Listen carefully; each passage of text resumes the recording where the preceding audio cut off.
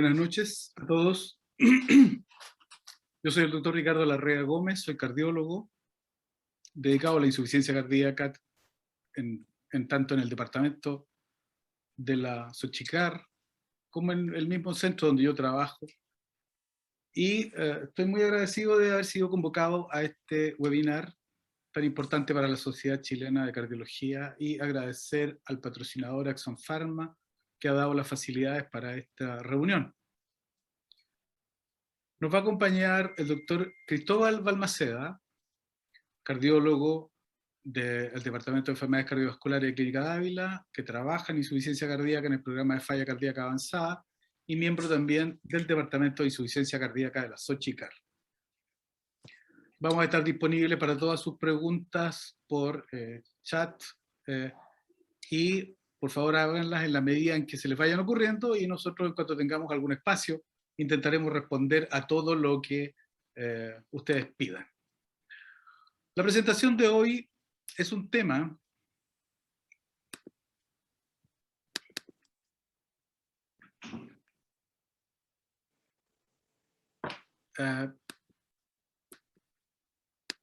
que tiene que ver con la insuficiencia cardíaca en su condición de estabilidad, ¿cierto? Estoy tratando de convertir esto en pantalla completa, ahí va.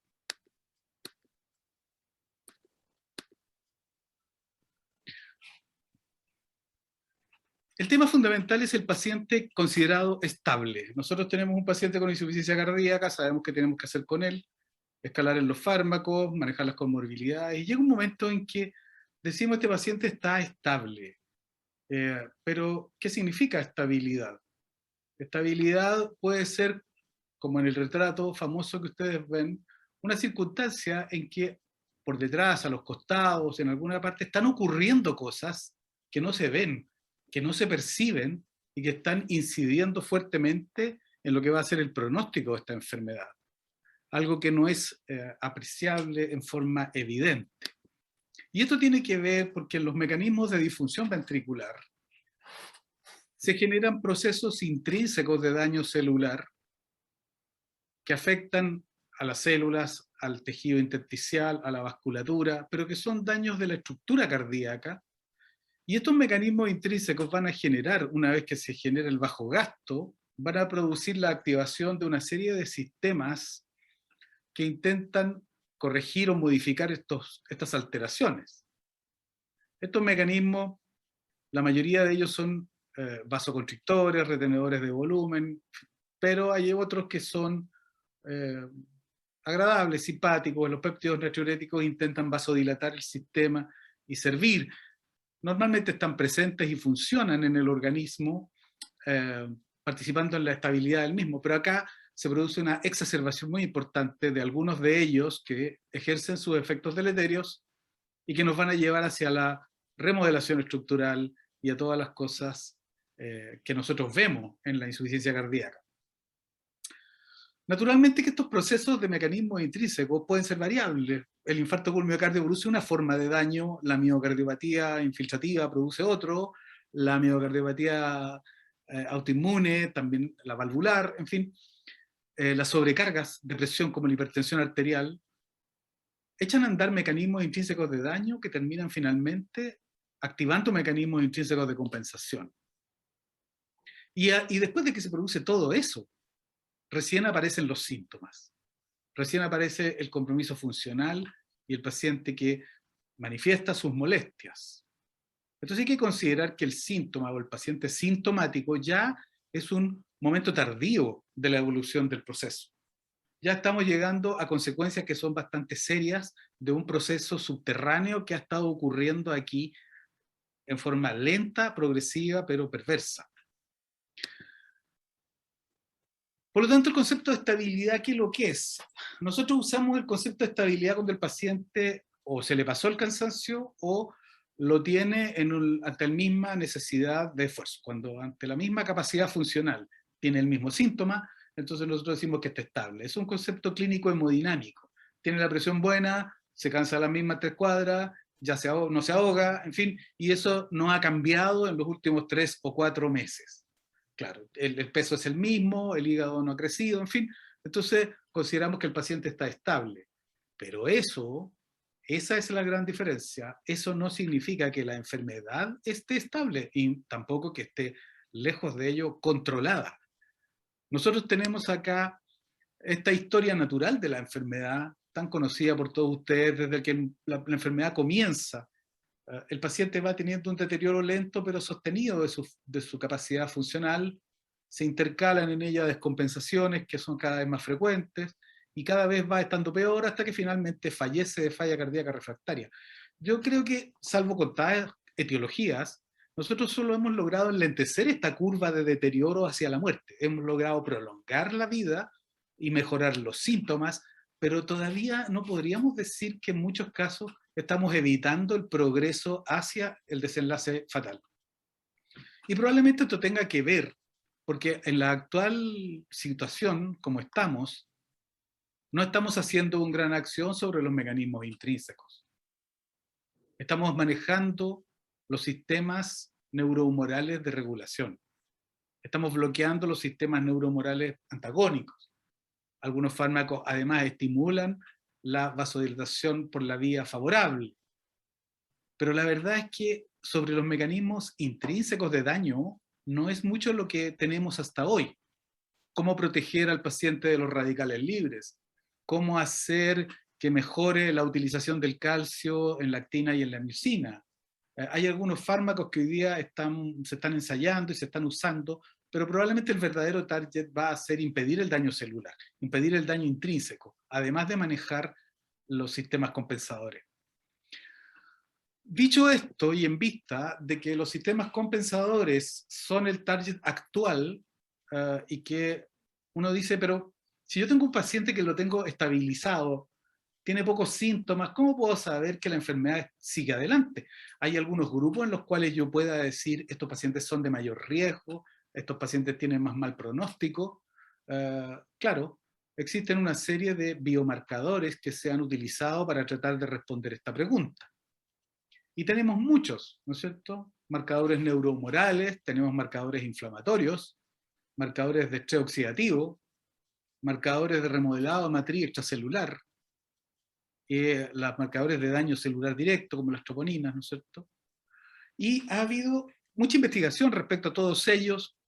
En muchos casos se ha logrado determinar que su elevación tiene un importante significado pronóstico. Mientras más alto está, peor le va al enfermo. El tema es que no han podido ser trasladados a la práctica clínica para guiar el manejo de los pacientes con insuficiencia cardíaca. Esto que está acá son los principales modelos predictores de mala evolución, predictores de riesgo en el tiempo, que se utilizan en insuficiencia cardíaca para largo plazo. Existen como 6 u 8 de corto plazo que se utilizan, son marcadores de pronóstico en insuficiencia cardíaca aguda, cuando el paciente recién se ha hospitalizado o se ha descompensado. Pero estos son modelos de insuficiencia cardíaca compensadas en la consulta. Entonces uno toma cualquiera de estos, los programas están en el computador, uno los puede buscar en el teléfono, llena los datos y da el pronóstico. Pero si ustedes se fijan, la mayoría de ellos utiliza variables que tienen que ver con el examen físico, que tienen que ver con los factores de riesgo, que tienen que ver también con el daño de otros órganos, la presencia de algunas alteraciones metabólicas. Y cuando uno ve cuáles son los utilizados por los diferentes marcadores y se va a marcadores de daño celular, por ejemplo, troponinas, fíjense que prácticamente solo uno de ellos tiene incorporada la troponina como un valor para asignar a un score de mala evolución, cuando aparentemente parece ser el único biomarcador de daño celular directo. Necesitamos biomarcadores de daño que se independicen del bloqueo neurohumoral y que se independicen de los síntomas, tratando de encontrar en qué pacientes la enfermedad sigue silenciosamente activa, promoviendo la destrucción, la apoptosis, el cambio del tejido intersticial y la arritmia, puesto que la muerte súbita probablemente es la mejor manifestación de que las cosas no estaban bien. A falta de todavía marcadores ampliamente utilizados en el clínica para determinar este tipo de procesos, lo único que podemos hacer es utilizar lo que ahora conocemos como lo que más le sirve al paciente. O sea, vamos a tener que trabajar con los modelos de regulación neurohumoral, ver cuáles de ellos, cómo actúan, cómo dañan, cómo se bloquean, cuáles son las dosis eficientes, cuáles son los fármacos, y sí, intentar llevar estas dosis a las que sean realmente eficientes, a las que realmente provoquen la mejoría que estamos esperando. Porque uno de los problemas de pensar que el paciente está estable es decir, dejamos las cosas hasta acá, pero eso no va a afectar todo este proceso subterráneo de inflamación, apoptosis, que está ocurriendo a nivel celular y a nivel histológico. Tenemos que usar la mejor terapia de acuerdo a la evidencia de lo que tenemos. Y de lo que tenemos, de hecho, todas las intervenciones que tenemos, probablemente la farmacológica es la más usada, es la más disponible, y es la que todos los cardiólogos o internistas manejan para el paciente con insuficiencia cardíaca crónica. Así es que fundamentalmente vamos a hablar de fármacos con respecto a cuáles son los que tienen la mejor evidencia. ¿Y qué le vamos a pedir? Le vamos a pedir las tres cosas que son inevitables, ¿no? Que mejoren la calidad de vida, o sea, síntomas, pero también que disminuya las descompensaciones, que disminuya las hospitalizaciones y que disminuya la muerte. Que el paciente bajo estos tratamientos viva más, viva mejor y se hospitalice menos. Y esos fármacos, ¿cierto? Por supuesto que tienen que ser usados desde un concepto que va más allá de los síntomas, por estas mismas razones que hablábamos recién. Tenemos que utilizar dosis que nos empiecen a tranquilizar en el sentido de que los ejes están efectivamente lo más bloqueados posibles para evitar que continúen con el daño. Tenemos que diseñar nuevos fármacos que actúen de forma más eficiente, que tengan menos efectos adversos, que nos saquen de encima las dificultades que tenemos con los actuales, probablemente Versiguat, Ormecaptil, y tenemos que definir también, ¿no es cierto?, por supuesto que estos fármacos que usamos en insuficiencia cardíaca crónica los usamos ampliamente en la etapa C y D de la enfermedad, pero hay una etapa B de la enfermedad, donde hay solo daño estructural o hay un poco de difusión sistólica asintomática, donde de nuevo estamos cometiendo el error de pensar que porque no hay síntomas o no hay manifestación clínica, estos procesos no están ocurriendo, y sí están ocurriendo. Por lo tanto, mientras antes seamos capaces de detectar este tipo de trastorno, probablemente nuestra decisión de actuar con fármacos debería ser más intensa, más enérgica, más segura y más óptima. Nota aparte, el paciente que tuvo falla ventricular alterada y que la hemos recuperado, en la cual se discutía si en vista de que se recuperó tenemos que suspender los fármacos. Probablemente algo sobre eso nos va a contar Cristóbal Balmaceda. El doctor Balmaceda va a quedar con la palabra ahora, donde nos va a presentar algo de la evidencia de los fármacos actualmente. Te dejo la pantalla, Cristóbal. Gracias, doctor Larrea. Me escuchan bien, ¿cierto? A ver, Doc tiene que dejar de compartir y ahí yo puedo compartir. Estoy tratando. Estoy tratando de llegar al dejar de compartir. Ahí está. Ahí está. Bueno, como decía el doctor Larrea, la verdad es que este es un camino en el que nosotros como cardiólogos acompañamos al paciente hasta que tratamos de que mejore su calidad de vida y que disminuyamos la probabilidad de que el paciente fallezca. Y nos quedamos todos relativamente contentos cuando llegamos al paciente que ya no tiene síntomas, o que se cansa poco, que fue el paciente que tuvimos hospitalizado un par de semanas por congestión, ¿no es cierto?, por un montón de otras patologías descompensadas, y el paciente dice, ok, lo damos de alta, y el paciente dice, ok, ahora me siento mejor. Voy a tratar de compartir mi pantalla, no lo estoy logrando. A ver.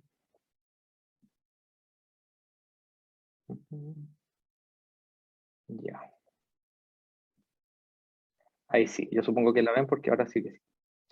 Entonces, la pregunta que nos formulamos todos en el fondo es, ¿qué hacemos cuando el paciente ya no tiene síntomas tan importantes o no tiene síntomas, en el fondo, luego de haber empezado una terapia? ¿Seguimos con las mismas dosis? suspendemos algunos fármacos porque la FEBI tal vez va mejorando, seguimos aumentando las dosis de estos fármacos, en qué magnitud las tenemos que aumentar. Bueno, esa es la idea de orientar un poco la charla de hoy y poder dar algún tipo de respuesta en este sentido. Como dijo el doctor Larrea, sabemos que tenemos un corazón que está expuesto a una noxa, sea cual sea, hipertensión arterial descompensada, síndromes coronarios agudos, arritmia, enfermedad renal crónica reagudizada, etc. Y esta noxa va a desencadenar una serie de mecanismos de respuesta contrarreguladora y que van a estar destinados en general a aumentar el gasto cardíaco. Y esta respuesta contrarreguladora, ¿no es cierto?, se va, y le vamos a llamar una respuesta neurohumoral, ¿ya?, donde hay activación de sistemas distintos, ¿no es cierto?, y entre ellos está metido el sistema renin-angiotensina-aldosterona y el sistema simpático, que lo que van a hacer finalmente es retener agua, sodio, aumentar la frecuencia cardíaca, elevar la presión arterial, todo con vistas a aumentar la precarga, aumentar el inotropismo en un corazón que está dañado. ¿Qué pasa? Que como se ve en el centro abajo de la pantalla, existe un desbalance neurohumoral finalmente, al que nosotros tenemos que ir a tratar y tratar de equilibrar de cierta forma. Nuestros sistemas contrarreguladores lo intentan. ¿Cómo lo intentan? Con los péptidos vasoactivos, ¿no es cierto?, natriuréticos, que en los últimos, no sé, 6 años, 7 años empezaron ya a agarrar mucha fuerza entre todas las guías y todas las recomendaciones, ¿no es cierto? Y lo van a hacer aumentando la diuresis, la natriuresis, siendo principalmente factores vasodilatadores, etcétera. Pero en un paciente sin tratamiento esto no va a ser suficiente y generalmente, como mostró el doctor, va a empezar a haber hospitalizaciones y finalmente la muerte.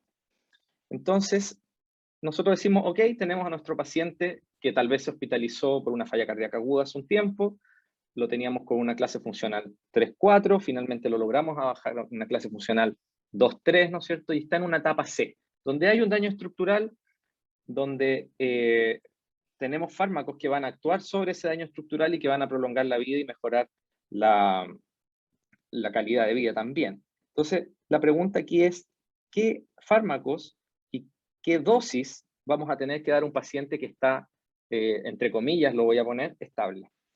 Bueno, las guías del 2016, ¿no es cierto?, me voy a basar más en las guías europeas que han ido cambiando últimamente, nos decían que mientras el paciente estuviese sintomático con fracción de eyección reducida, que más o menos va a ser nuestra presentación de hoy día, que vamos a estar más bien dedicados a la fracción de eyección reducida, decía que teníamos que partir con un IECA y un beta bloqueante, y si el paciente seguía con síntomas, si la fracción de eyección estaba por bajo 35, agregar un antagonista de aldosterona, y ir viendo si seguía sintomático. Bueno, ahí apareció, ¿no es cierto?, la recomendación de los ARNI, y evaluar, cambiar este IECA por un ARNI, en este caso sacubitril/valsartán, y seguir una carrera en términos de ajustes de dosis progresivo.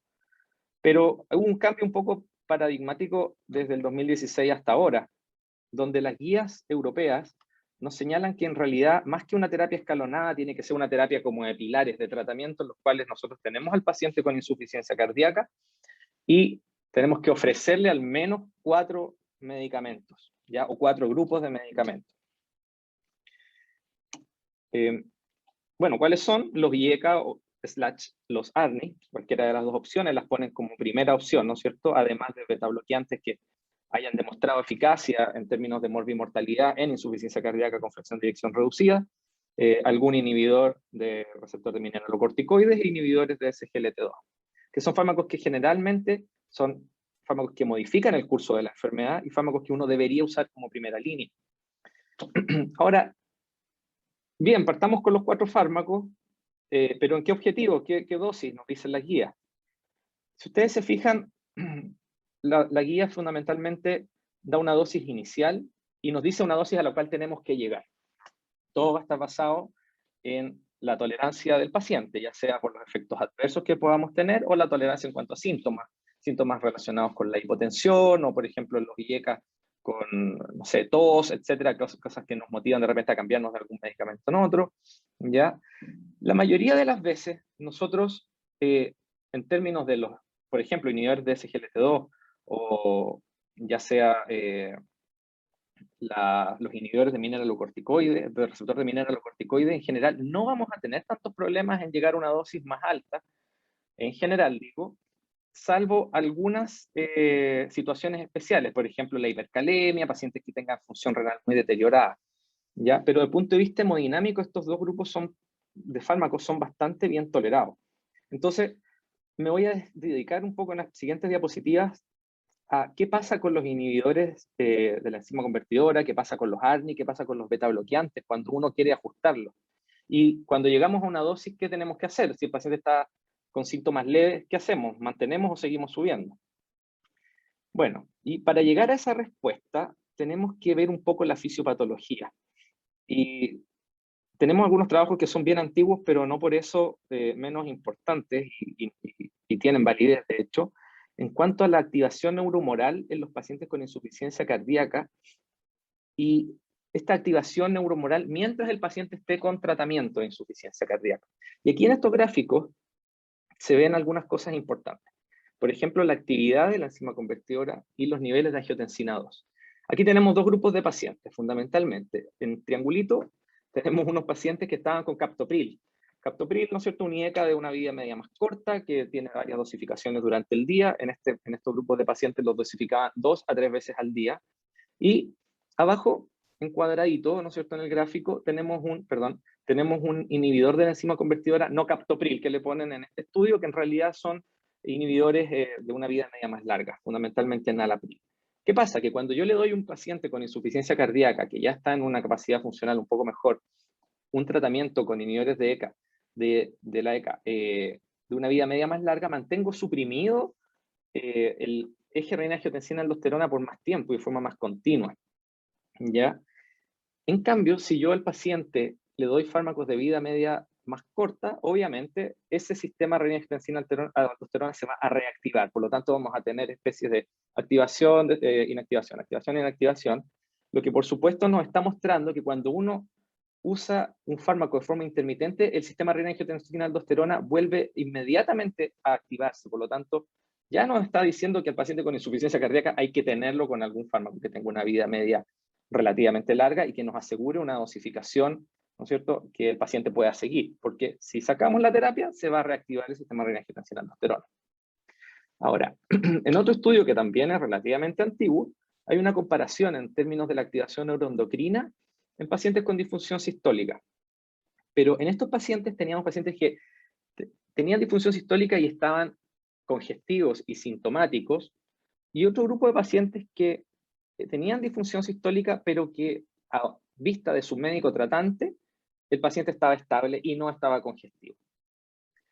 ¿Qué pasa? Que al tomar estos dos grupos de pacientes, donde hay un grupo acá que se llama Prevention y un grupo de Treatment, que son derivados de los estudios SOLVE, y compararlos con un grupo control, que no tienen enfermedad, vemos que los niveles de noradrenalina, los niveles de renina plasmática y los niveles de vasopresina van aumentando progresivamente a medida que el paciente está peor. Eso es como obvio, ¿ya?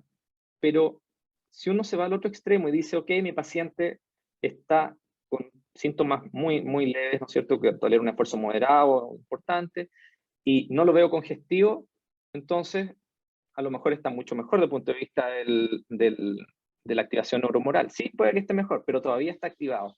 Y eso quiere decir que tenemos espacio para seguir aumentando la terapia. En este caso, los médicos que encontraban que su paciente estaba no congestivo y que estaba estable, se preguntaban si podían sacar la terapia. Y la respuesta en general, viendo esto, es no. ¿Qué pasa con los beta bloqueantes? Bueno, está el estudio MOCA, ¿no es cierto? Es un estudio relativamente bien conocido del año 96, publicado en el año 96, que nos dice que al ir aumentando las dosis progresivamente de carvedilol, ya como el beta bloqueante estrella en el fondo de la falla cardíaca a comienzos de los años 90, etc., al aumentar los niveles de dosis de carvedilol, la fracción de eyección iba aumentando progresivamente. ¿Qué quiere decir eso? Que había un remodelado inverso, porque al aumentar la fracción de eyección tiene que haber un remodelado inverso o una disminución de la poscarga, ¿no es cierto? Hay un cambio hemodinámico importante. Y sabemos que la fracción de eyección es uno de los principales factores, ¿no es cierto?, que están asociados a mortalidad de los pacientes. Por lo tanto, si un paciente mejora su fracción de eyección, muy probablemente tenga menos probabilidades de morir, ¿ya? Y vemos por el otro lado que, como sería obvio, disminuye el número de hospitalizaciones al ir aumentando la dosis de carvedilol. Y como resultado de todo esto, disminuye la probabilidad de fallecer. También en términos del carvedilol, vemos que al comparar pacientes que tenían, ¿no es cierto?, carvedilol versus placebo, había una mejoría también de la función sistólica, y esta mejoría de la función sistólica también, independiente de las dosis, muchas veces nos llevaba a tener una sobrevida libre de eventos, ¿no es cierto? Ahora, desde el punto de vista de la tolerancia de los beta bloqueantes, vemos acá en los distintos grupos de pacientes que entraron a los trabajos o trials más importantes, ¿no es cierto? Las dosis en las cuales se partía carvedilol, o el metoprolol, o el bisoprolol, ¿no es cierto? Y las dosis objetivo. Ok, pero si uno va más adentro de los trabajos, ve que en realidad los trabajos que están en azul, que son los trabajos randomizados, nunca se llegó al 100% de la dosis target, ¿ya? Sin embargo, igual disminuía la mortalidad. Y si esto uno lo revisa en otros trabajos también, por ejemplo en el Paradigm, ya donde también hay una diferencia importante en términos de mortalidad en relación a sacubitril/valsartán y enalapril, vemos que la dosis que yo voy usando de sacubitril en términos de inhibir el sistema la activación neuroendocrina, ¿no es cierto?, va a ser que al ir aumentando la dosis y la exposición a este fármaco, los péptidos natriuréticos vayan teniendo un perfil más protector, ¿no es cierto? Y el NT-proBNP, ¿no es cierto?, empiece a disminuir como una especie de biomarcador que nos va diciendo, ok, el paciente está mejor. Bien, pero sabemos que en el estudio Pioneer, por ejemplo, que fue la diapositiva que mostré anteriormente, no todo el mundo logró las dosis de 200 miligramos cada 12, por ejemplo, de sacubitril/valsartán. Y aún así hubo diferencia importante en términos de los niveles de biomarcadores, ¿no es cierto? Y también algunas diferencias en términos de hospitalizaciones y muertes por causa cardiovascular. De hecho, a las 8 semanas aproximadamente el 55% de los pacientes tenía una dosis objetivo de sacubitril/valsartán, ¿ya? Y el 60% tenía la dosis de objetivo de enalapril. Pero, ¿cuál es el dato importante? Que vemos que al ir aumentando la dosis y a mayor dosis de los fármacos, ¿ya?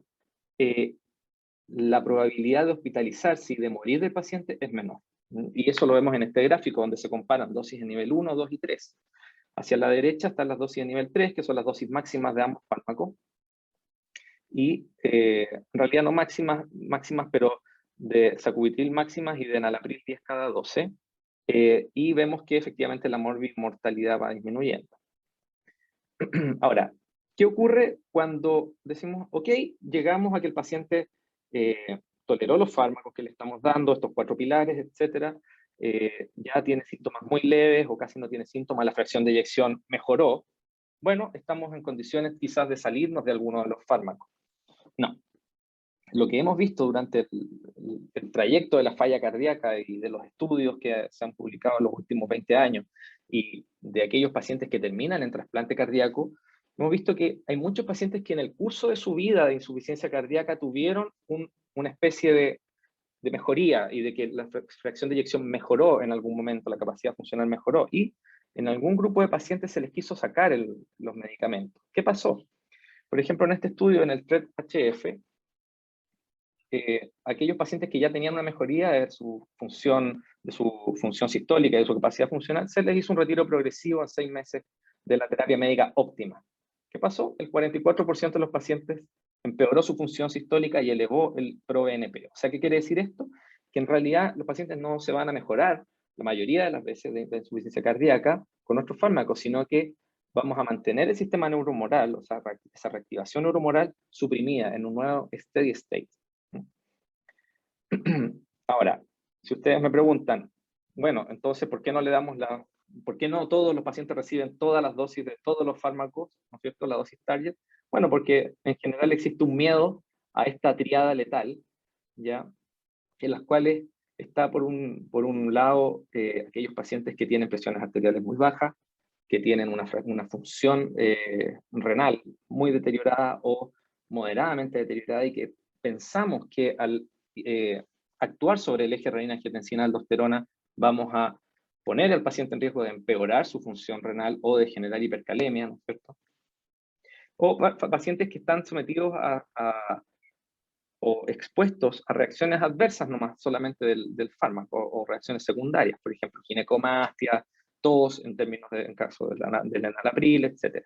Bueno, en general lo que más miedo tiene la gente con los inhibidores de ECA, con sacubitril y valsartán, como ARNI, ¿no es cierto?, y con los inhibidores de receptor de mineralocorticoides, es la hipercalemia y el deterioro de la función renal. En términos de sacubitril valsartán, por ejemplo, vemos que en el estudio Paradigm, tal vez la diferencia con enalapril más importante que podríamos tener es hipotensión sintomática. Pero cuando uno va a analizar los niveles de potasio en sangre, no hubo grandes diferencias, como ustedes pueden ver, ¿ya? Y de hecho, había pacientes que tenían incluso un poquito más de hipercalemia con enalapril. Siendo ninguna de estas, como no hubo muertes en relación a estas hipercalemias. En el Pioneer HF también no hubo mayores diferencias en términos de hipercalemia y de falla renal. Ahora, consideremos que en el Paradigm hubo pacientes que lograron las dosis objetivos de sacubitril valsartán, y en el Pioneer no 100% a las 8 o 10 semanas había logrado las dosis objetivos de sacubitril valsartán. Eso hay que tenerlo presente, pero en esta titulación de los fármacos no hubo mayor inconveniente. Entonces, y como para ir ya un poco avanzando, ¿logramos las dosis máximas tolerables? Esa es una pregunta que yo voy a dejar acá un poco en el tintero. Y Doc, quisiera darle a usted la palabra, doctor Larrea, Bien. para que siga con la presentación. Y después volvemos a esta respuesta.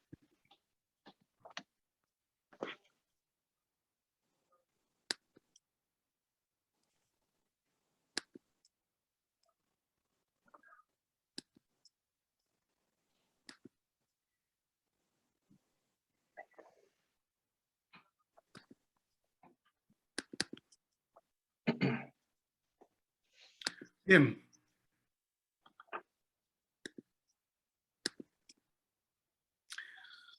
Para amenizar la situación, traje un caso clínico que lo vamos a discutir ahora. Por supuesto que está abierto esto para que todo el mundo quiera opinar sobre el caso. Este es un paciente que tiene este ecocardiograma. Solamente tenía antecedentes de tabaquismo, tiene 47 años, y su historia clínica era 4 semanas de decaimiento, debilidad de las piernas, cansancio fácil y un malestar en el hemiabdomen superior. En las últimas 2 semanas desarrolló ictericia, una pesadez y un aumento de volumen abdominal, un aumento importante de volumen de las piernas. La disnea llegó a capacidad funcional 3, ya no podía dormir y se sentía muy, muy mal. Tenía este ecocardiograma. Voy a intentar regresar. Esa.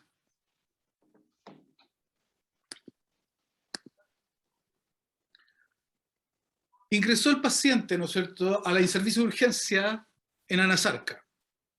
Mal perfundido, con cianosis periférica, con cianosis de decúbito, se acostaba y se le ponían azul las orejas. Esa presión arterial que ustedes ven ahí, taquicárdico, yugulares muy arriba, un galope por tercero, y tenía soplos de insuficiencia mitral y tricuspidio evidentes, además de derrame pleural hígado congestivo 4 centímetros, y la ascitis y el edema de extremidades inferiores. Se presentaba entonces con una insuficiencia cardíaca aguda, que más bien tenía un perfil húmedo medio frío, que son los que tienen más mal pronóstico, y de una insuficiencia cardíaca global. El NT-proBNP de ingreso era 10.300, la troponina ultrasensible 28 con un punto de corte 14, estaba hiponatrémico, la función renal no parecía alterada, pero sí la función hepática, con una hiperbilirrubinemia importante, un leve aumento de las transaminasas y una prolongación espontánea del INR. Entonces todo parece indicar que este paciente tiene una congestión visceral importante, con sufrimiento hepático y con una insuficiencia cardíaca importante. Y prácticamente su único antecedente era el tabaquismo. Este era, como les mostré, el ecocardiograma. Tiene una función sistólica severamente deprimida. El cambio volumétrico del ventrículo izquierdo ahí es mínimo. Tiene una escasa separación de los velos mitrales en el eje largo, mostrando el bajo gasto, la poca excursión. Y lo que es peor, si la fracción de eyección es mala, la mitad de lo que supuestamente debería salir por la aorta se está devolviendo por la válvula mitral, con una insuficiencia mitral muy severa. Abajo también vemos la insuficiencia tricuspidia, bastante importante, y con una vena cava y suprahepáticas dilatadas. Entonces este paciente se trató inicialmente con inótropos y diuréticos. En su camino se hizo refractario a los diuréticos, hubo que hacerle una asociación de fármacos, logrando descongestionarlo finalmente. Cuando ya estaban mejor le hicimos una coronariografía que descartó lesiones isquémicas, tenía las coronarias sanas. Y una vez que logramos depletarlo de muchos litros, secarlo bastante bien, se inició el tratamiento por vía oral progresivo, el cambio a fármacos orales, el cual estaba limitado por la presión arterial sistólica. Este era un paciente que no tenía antecedentes de hipertensión y por lo tanto era muy sensible a los fármacos vasodilatadores. Se le hizo rehabilitación cardíaca, kinésica, ejercicio y evaluación por psiquiatría, por su, naturalmente es que esto lo deprime, y se entrevistó a la familia para ver el tema del soporte social. Cuando se da de alta, pesaba 55 kilos y el NT-proBNP había bajado de más de 10.000 a 3.900. El sodio seguía todavía un poco bajo, la creatinina estaba un poco más alta, probablemente por la intensidad de la terapia diurética. Y salió con los medicamentos que ahí están. Enalapril 5 miligramos cada 12 horas, bisoprolol 2,5 cada 12 horas, espironolactona 25 miligramos al día, 2 comprimidos de furosemida de 40 en horarios de 9 y 16 horas para que en la noche no orine y pueda dormir, los empagliflozina y un antidepresivo.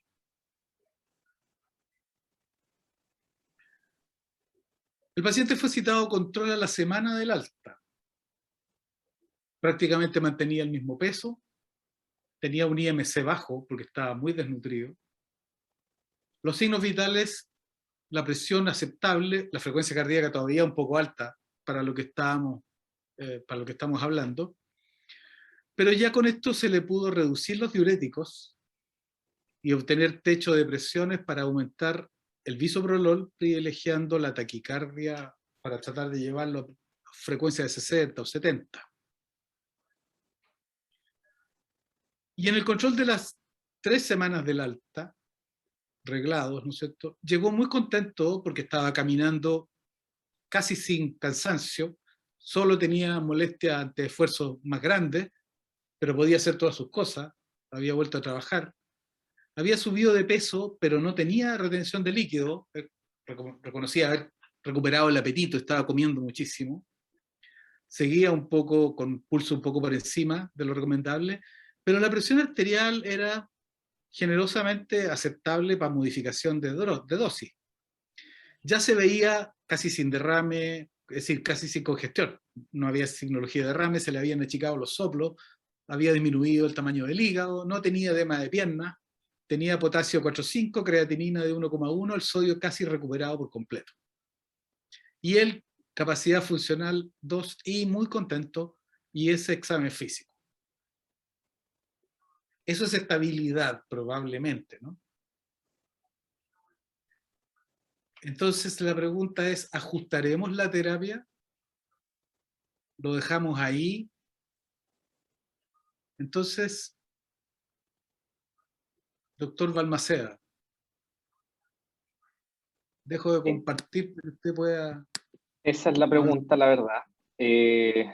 Voy a compartir mi pantalla para seguir un poco conversando de esto. Quedamos con este paciente que llegó súper deteriorado, que mostraba el doctor Larrea, eh, y que tuvo una mejoría clínica, ¿ya? Y esta mejoría clínica está basada fundamentalmente en datos de la anamnesis, ¿no es cierto? Datos de laboratorio, la misma opinión del paciente, ¿no es cierto? Pero ya llevamos unas dosis que podríamos decir que son estables, unas dosis que están bien toleradas por el paciente, que tiene una presión, tiene una presión arterial bastante aceptable y que nosotros dejaríamos, la mayoría de los cardiólogos, de los internistas diríamos, ok, el paciente está bien, perfecto, vuelva en 3 meses más. Pero la idea de esta presentación es justamente tratar de cambiar un poco ese paradigma. Entonces, les voy a mostrar un par de registros donde nos preguntamos, ¿se logran las dosis que las guías americanas y últimamente las guías europeas nos están recomendando? Bueno, aquí vemos una población norteamericana de pacientes con falla cardíaca con fracción de eyección reducida. ¿Y qué es lo que vemos? Están los grupos más importantes de fármacos clásicos, ¿no es cierto? IECA, ARA2, están los ARNI, los beta bloqueantes y los inhibidores de receptor de mineralocorticoides. Y vemos que hay un gran porcentaje de pacientes que o no están recibiendo la medicación o tienen las dosis estancadas, ¿ya? Y esas están dadas en ese color como naranjo, más o menos naranjo rojo, no sé. Y esto llama la atención porque en el fondo decimos que probablemente en los países desarrollados estos fármacos están ampliamente disponibles, la gente puede tener mejor cobertura, a lo mejor hay un nivel socioeconómico mejor que predomina, no sé. Pero vemos que en los registros menos del 1% de los pacientes con disfunción sistólica recibe la dosis máxima de toda la terapia combinada recomendada.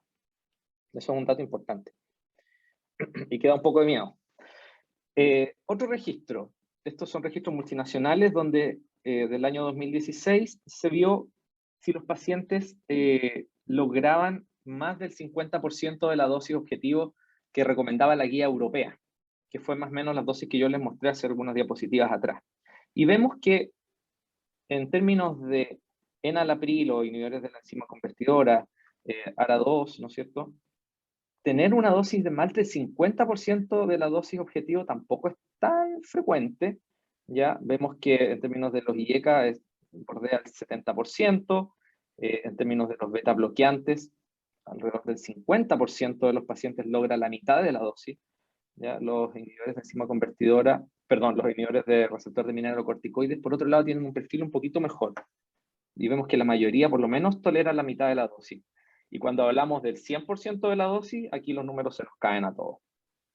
Y los únicos que van sacando un poco la cara son la espironolactona y la eplerenona. Pero ni hablar del resto de la inhibición del eje renina-angiotensina-aldosterona, ni menos del bloqueo simpático. O sea, estamos hablando de que el 17% de los pacientes toleró el 100% de la dosis de beta bloqueantes en general. ¿Y por qué? Bueno, veamos. ¿Qué pasó? En aquellos pacientes que no toleraban los IECA, bueno, había un porcentaje de pacientes que estaban contraindicados el uso de IECA, un 22%. Y había un buen porcentaje de pacientes también que no los toleraban por otras razones. Y dentro de esas razones, un porcentaje importante es la tos. Inmediatamente el paciente llega tosiendo, uno le cambia los medicamentos, le cambia el IECA por un ARA2 y nos quedamos todos felices. Entonces, veamos los que tenían un ARA2, un losartán, un valsartán. ¿Por qué no estaban recibiendo el máximo de la dosis? Porque algunos pacientes tenían hipotensión, efectivamente, y otros pacientes tenían hipercalemia. En términos de beta bloqueante, algunos pacientes asmáticos no podían recibir toda la dosis, ni tampoco se habían atrevido algunos médicos a dar un beta bloqueante, ¿no es cierto? En pacientes que tienen una asma descompensada, la hipotensión sigue siendo un factor que va dando vueltas siempre, la intolerancia hemodinámica, ¿ya? Y en términos de la espironolactona, eplerenona, la disfunción renal también es una razón para no seguir aumentando las dosis, o incluso no recetar ese medicamento. En términos de la hipercalemia, por ejemplo, yo quería poner un par de datos como eran importantes. Por ejemplo, que en el estudio SOL, que es un estudio antiguo de enalapril, un 7.8% de los pacientes presentó hipercalemia, pero ninguna de estas hipercalemias fue realmente severa. En general, la hipercalemia se definió como 5.5 en este estudio, pero muy poco porcentaje finalmente tuvo una hipercalemia sobre 6. Y se ha visto que pacientes que tienen potasios entre 5 y 5,5, uno podría tolerar estos potasios sin tener que bajarse de los medicamentos inhibidores del eje renina-angiotensina-aldosterona. ¿Por qué? Porque hablamos delante que teníamos un steady state, como situación estable, que pareciera ser como benigna, de bajo riesgo, donde el paciente que recibió, por ejemplo, el doctor Larrea en la consulta después de algunas semanas de estar en tratamiento, ya tenía una presión aceptable, 120 con 80 o con 70, qué sé yo, una frecuencia cardíaca que estaba un poquito alta, pero tampoco estaba mal, y el paciente se sentía bien. Entonces, es un paciente relativamente estable, pero bajo ese paciente estable hay un sistema neurohumoral muy activo, donde si nosotros empezamos a tener miedo o tener alguna preocupación por algún efecto adverso, nos podemos empezar a sacar algunos medicamentos, por ejemplo, la espironolactona, bajar la dosis, porque tenemos miedo de que haya ginecomastia, o tenemos miedo de que suba un poco el potasio, o la creatinina suba un poquito más, ¿no es cierto? El beta bloqueante en este caso no es el caso del paciente que mostró el doctor Larrea, pero en algunos pacientes tenemos presiones sistólicas de 100 con 60, entonces alguien quiere quizás bajarse un poco del beta bloqueo, bajar la dosis, pero aquí estamos teniendo pan para hoy y hambre para mañana, como decimos aquí en Chile, porque al tratar de proteger a nuestro paciente de esos efectos adversos que son potencialmente malignos, estamos exponiendo al paciente a lo peor que le podría pasar, a una disminución de las dosis de los fármacos que están demostrados que mejora la sobrevida. Por lo tanto, estamos exponiendo al paciente a disminuir la sobrevida, a aumentar las hospitalizaciones, a disminuir la calidad de vida y aumentar los síntomas, ¿ya? Por lo tanto, y yo creo que con todo lo que hemos hablado, hay que llegar a una dosis máxima tolerable del paciente. Y para esto, el ajuste estrecho y la relación estrecha con el paciente es súper importante y lo podemos discutir después. ¿Qué hacemos nosotros con nuestros pacientes para controlar el potasio? Los llamamos para la casa a ver si están bien. También se hacen algunos programas de falla cardíaca acá en Chile, etc. Doctor, le paso la palabra para ver qué pasa con el paciente en cuestión.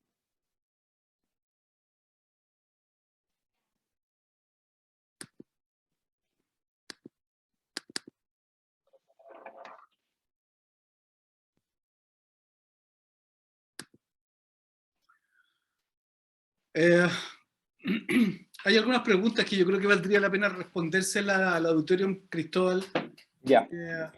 Uno de nuestros asistentes dice cuál es la opinión sobre el ejercicio y sobre la rehabilitación cardíaca, los que han demostrado ser una buena herramienta en insuficiencia cardíaca crónica. Tú haces los exámenes de consumo de oxígeno, tienes bastante trabajo en el área de rehabilitación. Sí, bueno, nosotros, qué bueno que hay kinesiólogos y no solo médicos mirando nuestra presentación, porque la verdad es que justamente los pacientes con falla cardíaca avanzada, esto no es solo trabajo del médico, ya es multidisciplinario. Y lo que nosotros vemos en general es que hay intolerancia al ejercicio en nuestros pacientes con falla cardíaca y esa intolerancia es multifactorial. Entonces, aquí nos preguntan, por ejemplo, el efecto de los beta bloqueantes. Muchos pacientes con falla cardíaca están sometidos a dosis altas de beta bloqueante, eso es cierto, pero hay algunos pacientes que tienen incluso asociada a esta activación neurohumoral alteración alteración en el sistema autónomo que hacen que el paciente per se tenga un poco de incompetencia cronotrópica. Eso es una cosa.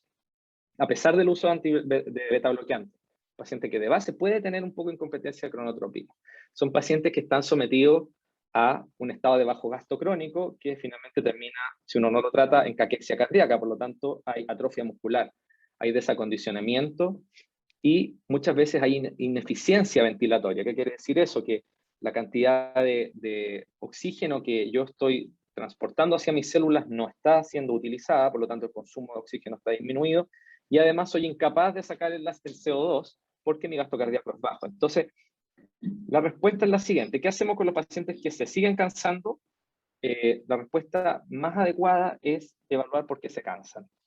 Y a eso va un poco destinado el uso de los test funcionales, la caminata de 6 minutos, ¿no es cierto? Un test de esfuerzo cardiopulmonar, porque eso nos va a dar la respuesta si realmente es el beta bloqueante el que le está haciendo mal o el paciente en realidad está desacondicionado o el paciente está progresando en la falla cardíaca y ya llegó el tiempo de trasplantarlo, a pesar de que nosotros podemos decir la frecuencia cardíaca no le está subiendo y se cansa, a lo mejor no es por eso lo que se está cansando. Entonces, es por eso que nosotros, por lo menos en nuestro programa, tenemos una relación estrecha en términos de pacientes que están en alto riesgo, les hacemos test cardiopulmonar y el kinesiólogo viene y nos pregunta, ok, ¿qué pasó? ¿Se cansó por qué? ¿Dónde está el umbral láctico del paciente? ¿Cuánto consumo de oxígeno tuvo para poder programar esa rehabilitación?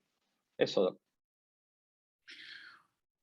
Bueno, el punto básico es que tenemos que separar los pacientes que tienen insuficiencia cardíaca avanzada, que están bastante bien definidos en la guía, ¿no es cierto? Y que no es solamente tema de fracción de eyección, es también tema de capacidad funcional a pesar de la terapia óptima, es el paciente que con fracción de eyección conservada, por ejemplo, tiene capacidad funcional 4, o pacientes que tienen descompensaciones frecuentes con rehospitalizaciones.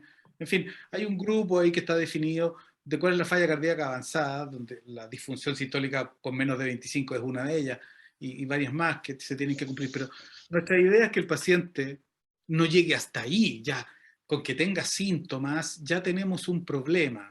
O sea, cuando ya tenemos síntomas refractarios y se nos está poniendo difícil mejorarlo, es porque realmente lo que va quedando de estructura cardíaca ya estamos entrando en fases críticas, y por eso que el paciente con falla cardíaca avanzada tiene tan mala sobrevida.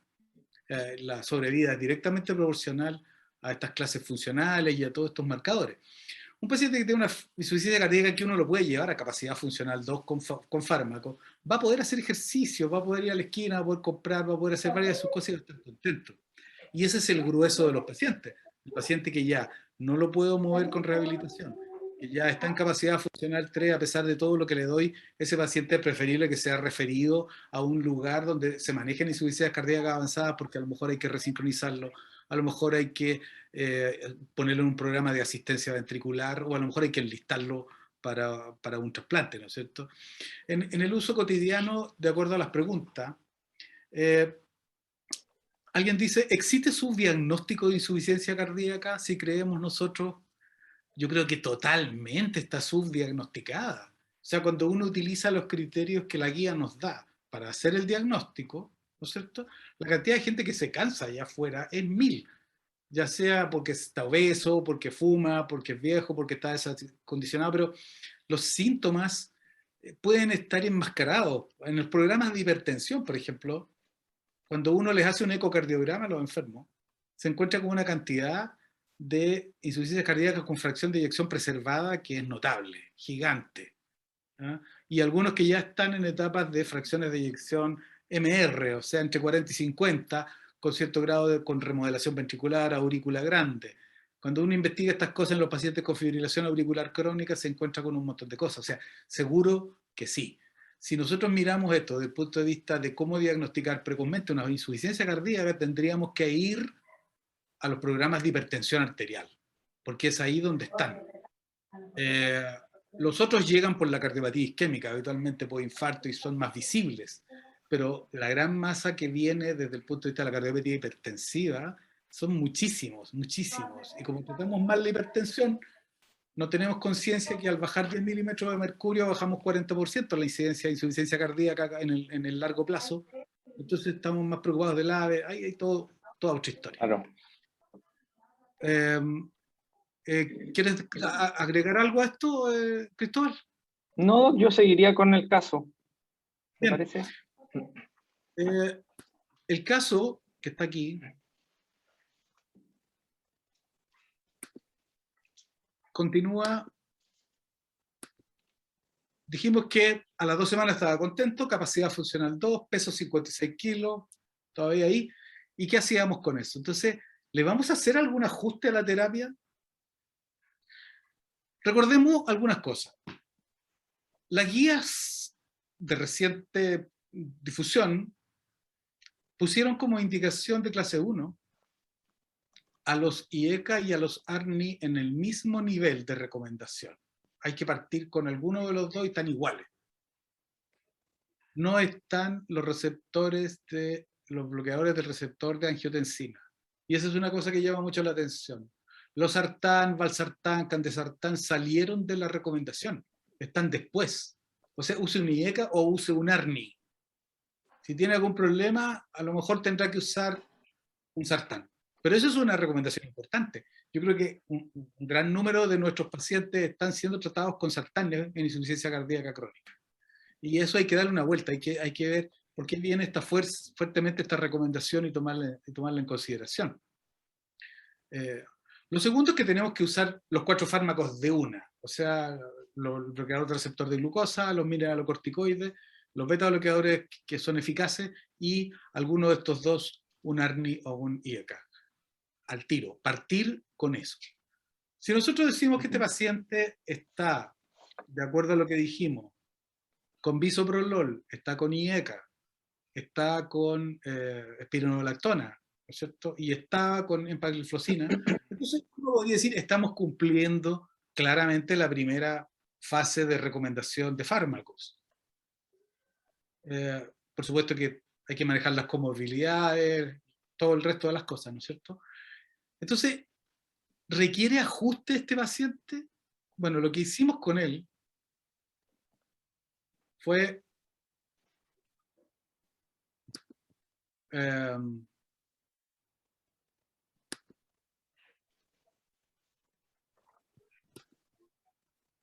tecnología. Aquí se me nota la edad, viejo. No, sí, yo también también me enredo. Bueno, tampoco soy tan joven.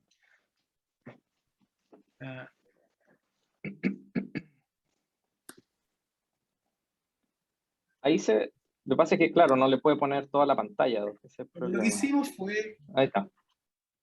Que se le hizo una reducción mirando a la suspensión del diurético.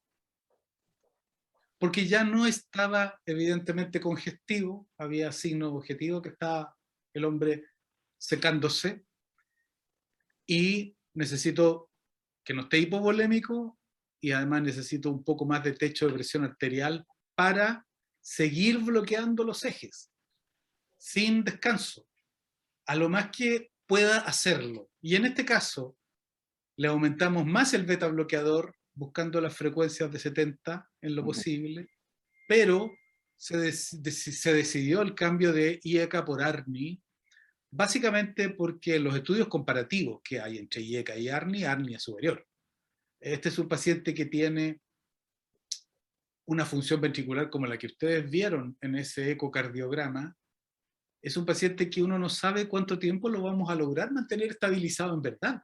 Porque si existe adelante su daño celular y su daño estructural, esto va a durar un tiempo, ¿no? Y en un plazo un poquito más largo va a caer descompensado, se va a resfriar, le va a dar una neumonía, va a caer al hospital, y en realidad ARNI es superior a IECA en prevenir descompensaciones, en prevenir hospitalizaciones.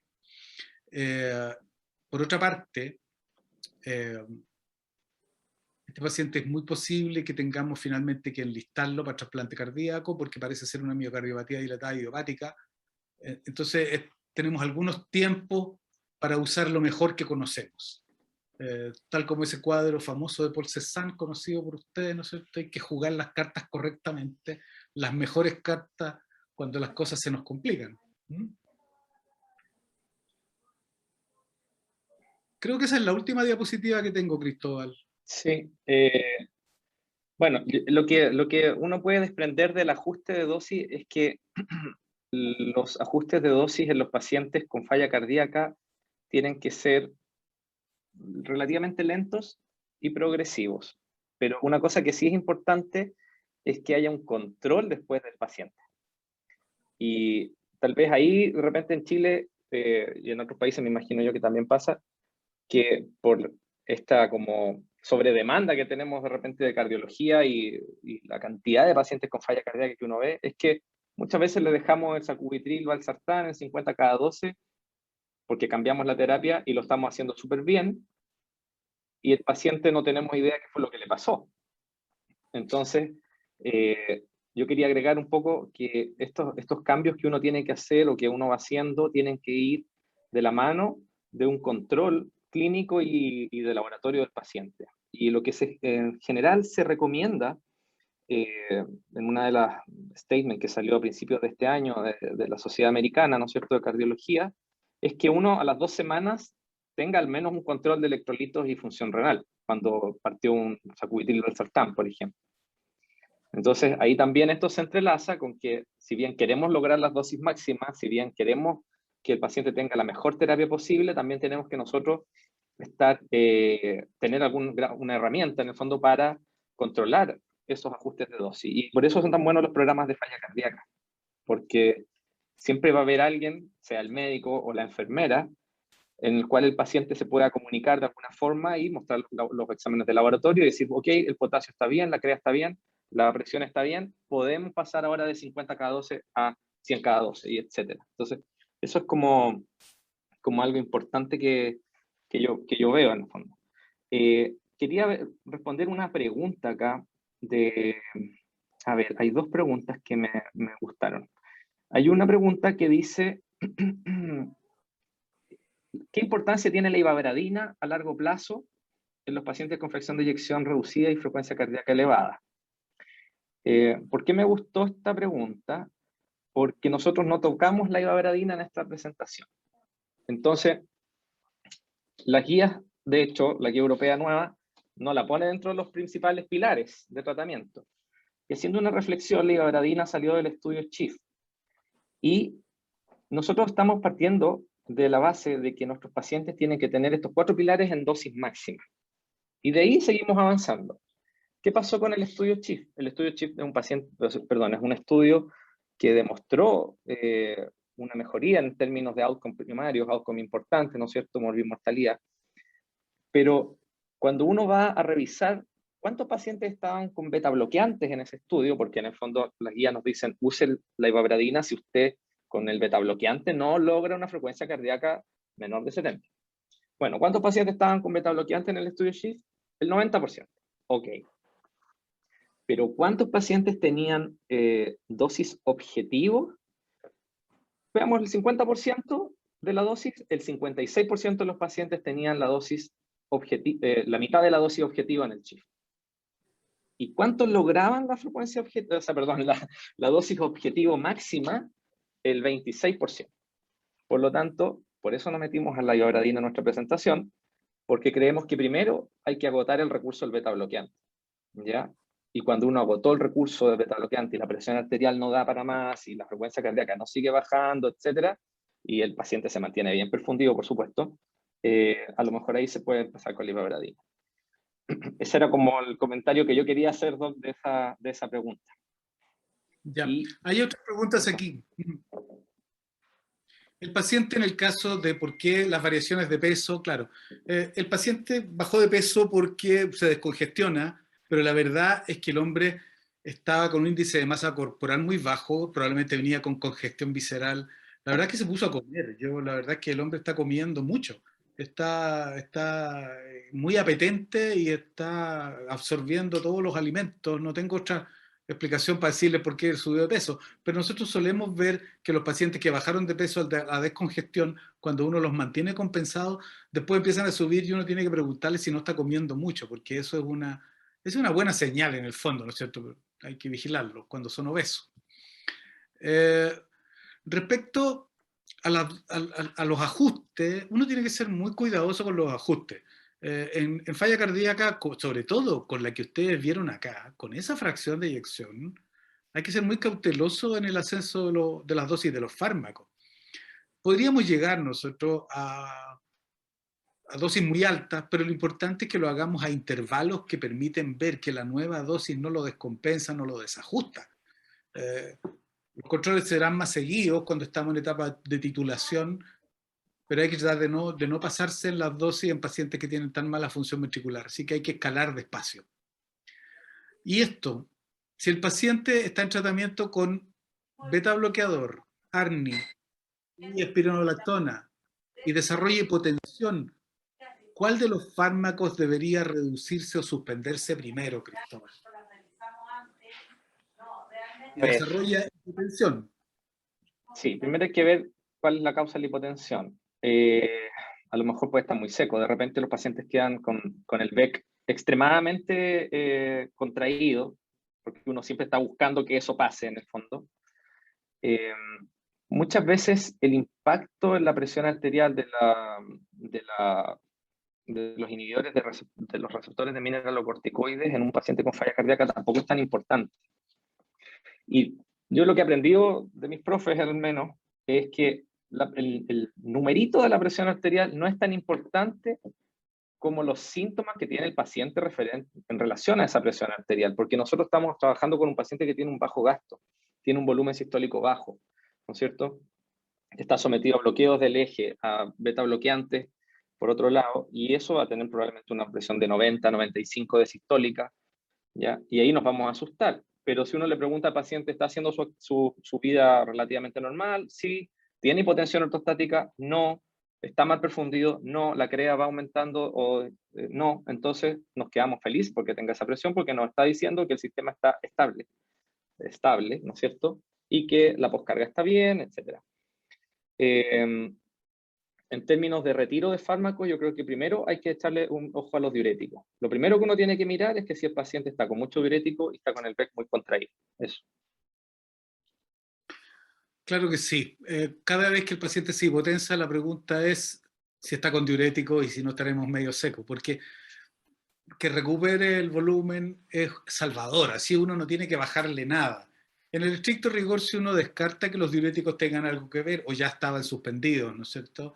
Y se ve con un volumen adecuado, significa que probablemente estamos llegando a los límites de nuestro escalamiento farmacológico bloqueado por la hipotensión.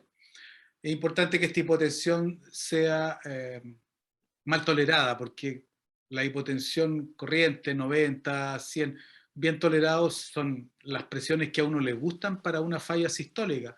Mientras más baja tenga la poscarga, mejor es el vaciamiento. Entonces, evidentemente que ahí hay muchas cosas. Pero si la hipotensión es importante y además es sintomática, estamos liquidados. Tenemos que bajarle el fármaco vasodilatador, ¿cierto? Más que el beta bloqueador o el mineralocorticoide. Y después veremos si esa va a ser la dosis máxima que él va a tolerar o si podremos volver a intentarlo en otro momento. Hemos visto pacientes que con dosis bajas, con respecto a los recomendados, tienen un excelente porvenir y fueron justamente estos. Parece ser que los pacientes que toleran mal los medicamentos por hipotensión, es más evidente también que tenemos bloqueados los ejes. Entonces, yo he visto pacientes que tienen presiones arteriales tan bajas que he podido darle la mitad de las dosis de los remedios, no he podido subir nada más. Y sin embargo se han mantenido estables sin descompensaciones en el tiempo. Entonces, parece que la guía de bloqueo de los ejes, que es hipotencia al enfermo y bradicardícelo, funciona, porque no tenemos por ahora más. Hay una pregunta acá que es la última que tenemos, que es ¿qué opinamos de la digoxina en este contexto? ¿Qué opinas de la digoxina, Cristóbal? Aquí. Difícil la pregunta. A ver, la digoxina es un fármaco que es antiguo, que no está recomendado así en las guías como dentro de los pilares fundamentales y que beneficia a algún porcentaje de pacientes que pueden tener fibrilación auricular, ¿no es cierto?, falla cardíaca, etcétera. Pero que sí también pone en riesgo a otros y que tiene que ser un fármaco muy bien monitorizado. Sobre todo pacientes de la tercera edad y con disfunción renal en el fondo. Entonces, un fármaco que yo personalmente le tengo respeto, que creo que primero hay que agotar todo el resto de la terapia, que está demostrada que disminuye la morbimortalidad y que la digoxina, la verdad es que en mis pacientes queda un poco al final cuando ya no logro un buen control, por ejemplo, de frecuencia cardíaca, en una FA, con disfunción sistólica, etc. Y de hecho, incluso ahora en las nuevas guías, hay pacientes que incluso se recomienda la ablación del nodo para estas frecuencias, estas FAs que no tienen un buen control. Entonces, no sé si la digoxina está teniendo un rol tan importante hoy día 2021. Eso creo yo. Bueno, vamos a terminar esta reunión, siendo ya las 9:15. Le agradecemos a todos su permanencia y su participación. Los puntos finales serían, para llevárselos, que la insuficiencia cardíaca efectivamente, como dijo uno de ustedes, está subdiagnosticada, claramente subdiagnosticada. Tenemos que ir a las fuentes que generan la insuficiencia cardíaca, que están ahí cerca, para ir a buscarla. Que tenemos que tratar de encontrarlas en etapas asintomáticas, ojalá en la etapa estructural, ponernos a trabajar para evitar el daño estructural cardíaco, el daño celular, el daño histológico, los mecanismos intrínsecos.